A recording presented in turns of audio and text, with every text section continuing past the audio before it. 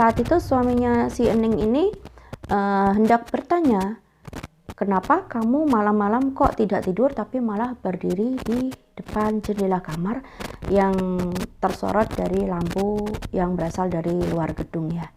Nah, tapi saat itu suaminya pun menyadari bahwa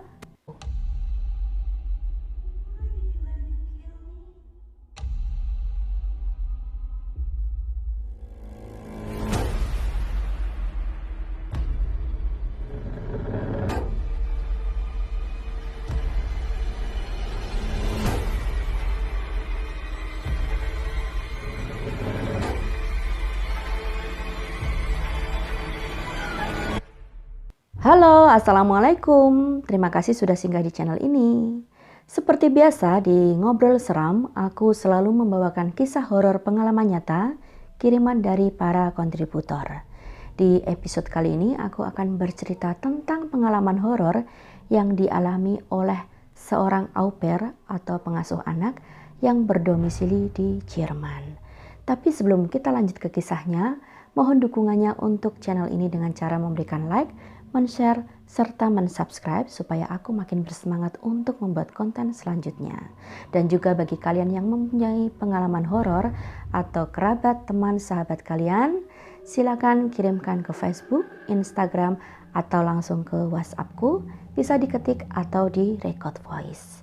Nah, tanpa berlama-lama lagi, kita langsung ke kisahnya. Ini dia.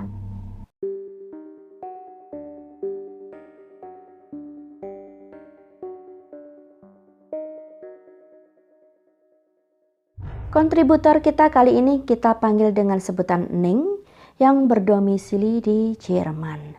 Jadi kejadian ini berawal pada tahun 2013.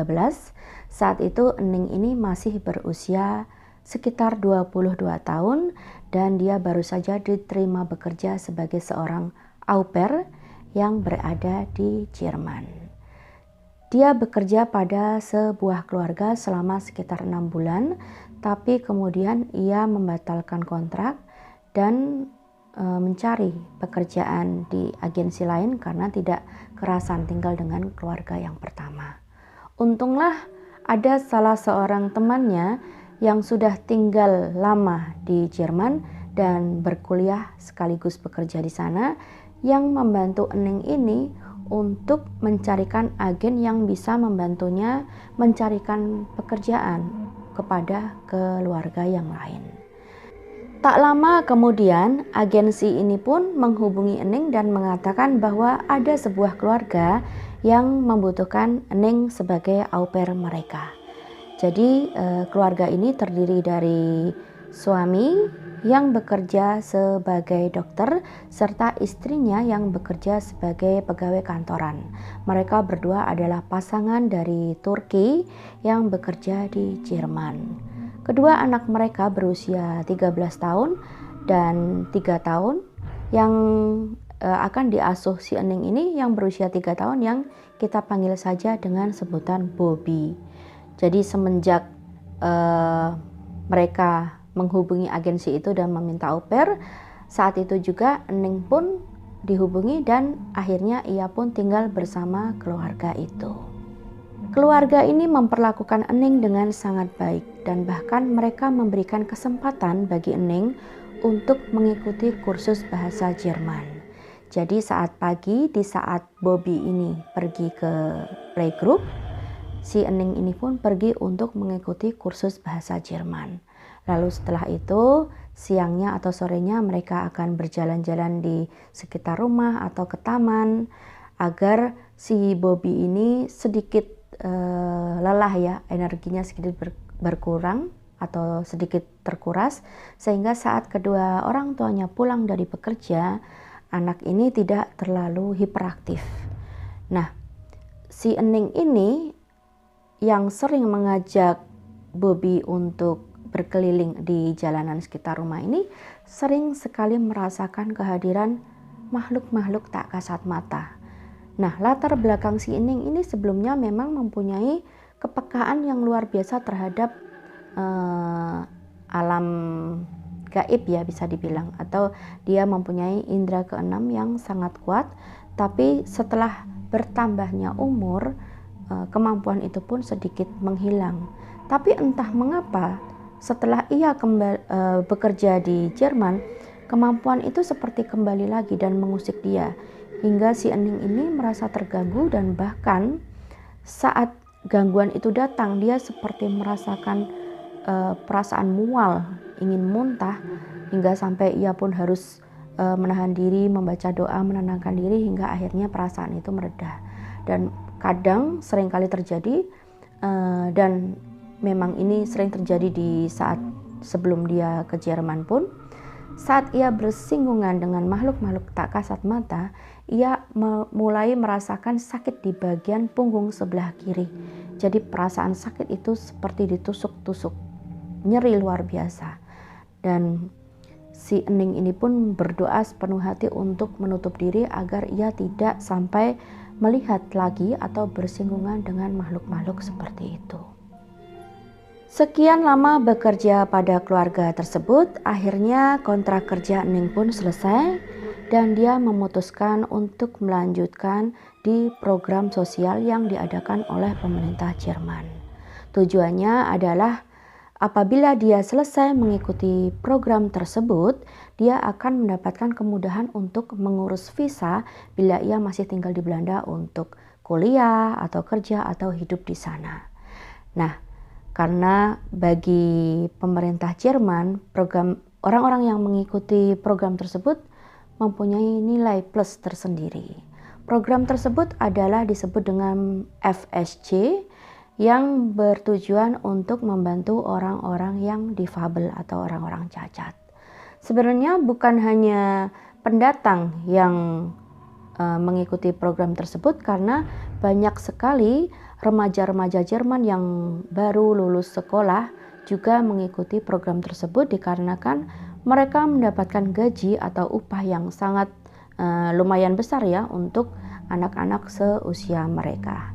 Akhirnya Neng pun menyibukkan diri dengan program FSC tersebut, dan di akhir program di sebuah festival tahunan, salah seorang temannya mengenalkan Neng ini kepada seorang pemuda warga Jerman juga, yang akhirnya setelah itu mereka pun memutuskan untuk menjadi sepasang kekasih.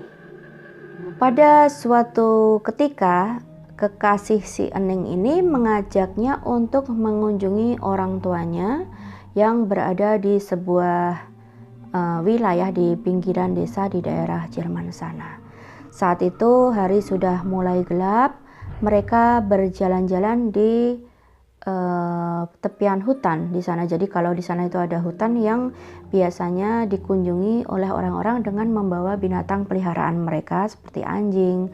Jadi mereka jalan-jalan sambil mengajak anjing mereka untuk jalan-jalan di hutan.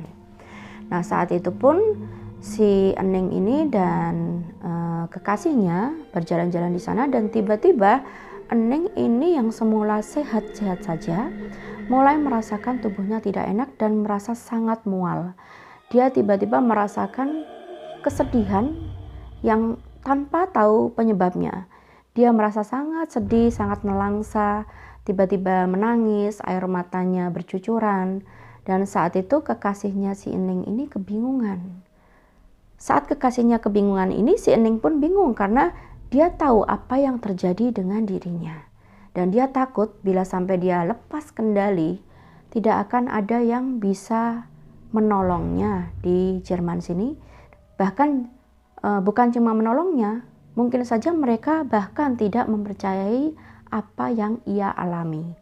Lalu dengan sekuat tenaga si Ening ini pun mencoba bertahan ya, agar makhluk apapun itu tidak menguasai tubuhnya. Dan tiba-tiba saja Ening ini merasakan gejolak dalam perutnya. Dia merasa sangat mual dan ingin muntah. Lalu Ening ini pun memuntahkan isi perutnya, dan bersamaan dengan itu dia seperti merasakan ada energi yang terlepas ikut keluar bersama muntahannya itu, seperti ikut meninggalkan tubuhnya. Dan setelah itu perasaannya menjadi lega, dan entah mengapa perasaan sedih yang tadi menguasai pikirannya diam-diam pun ikut hilang. Dan dia Ening ini merasa yakin bahwa apapun makhluk yang hendak menguasai tubuhnya sekarang sudah meninggalkan tubuhnya. Nah, si kekasihnya si Ening yang melihat kejadian itu dan merasa sangat heran, ia pun bertanya kepada Ening apa yang terjadi dengan Ening. Ening pun menceritakan bahwa ia mempunyai kemampuan seperti itu dan memang sudah sejak lahir dan merupakan berasal dari garis keturunannya dia. Meskipun awalnya si kekasih Ening ini tidak begitu percaya ya, karena seperti kebanyakan orang asing lainnya yang apalagi dari belahan dunia barat yang tidak terlalu percaya dengan hal-hal mistik, kekasih si Ening pun tidak begitu saja mempercayai ucapan tersebut. Tapi setelah si Ening ini menceritakannya dengan sungguh-sungguh dan lagi pula tadi juga si kekasihnya melihat apa yang terjadi dengan si Ening, akhirnya secara perlahan kekasihnya si Ening pun mulai bisa menerima keadaan Ening tersebut. Setelah program sosial FSJ ini selesai, si Ening pun memutuskan untuk bersekolah di sebuah sekolah keperawatan dan ia pun tinggal di asrama yang disediakan oleh sekolah itu. Sekitar 5 bulan setelah ia tinggal di sana, kekasih si Ening pun melamar Ening dan mereka akhirnya menikah di sebuah masjid yang terletak di kota Frankfurt.